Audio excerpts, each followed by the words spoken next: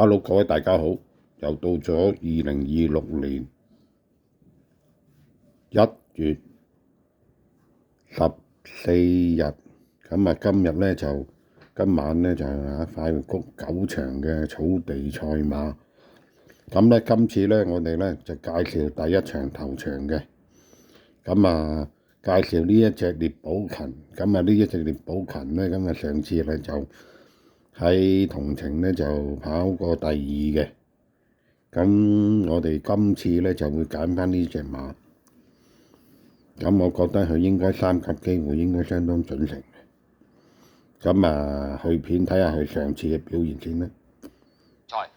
第2、第3，好，你一起步獵寶勤相當快閘啊！響入邊有木火龍區啦，外邊黃帽走上去呢，仲有天火同德，中間黃衫黃帽第4位，仲有呢隻呢就機械騎士啊！後多層中檔第5位都係黃衫黃帽喎，有燃心星啊！出邊啊快馬加鞭呢，俾人頂咗4踏啊！內欄藍白衫仲有力險大將啊！外邊前衛火影啊，尾4、6、3添喜運啦，後邊3匹馬分別係有心意、快樂寶寶、暫時殿後係智醒大將嚟㗎，咁啊接近呢個600米段處啦，前面放嘅馬呢。就獵寶勤噶啦，外邊有天火同德啊上咗去啦，第3位內欄就係木火龍區，外邊嘅機械騎士第4啊，一路向外邊快馬加鞭啦，內欄藍白衫有力險大將，中間燃心星啊，後呢個馬內欄尾5入直路有心意，中間添喜運，外邊藍眼罩尾3前衛火影，後邊一對快樂寶寶智醒大將嚟嘅，好啦正在直路啦，獵寶勤呢就拋離咗個零身位到啦，外邊天火同德就唔多啦，反而中間呢力險大將就喳喳聲追上嚟，偷入邊追仲係有心意啊！外邊位置嘅馬匹咧，升到機械騎士啊！最後100零米，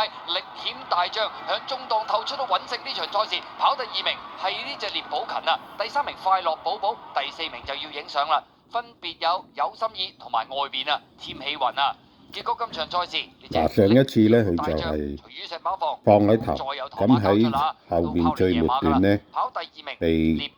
其他馬越過嘅，咁我覺得佢今次應該如果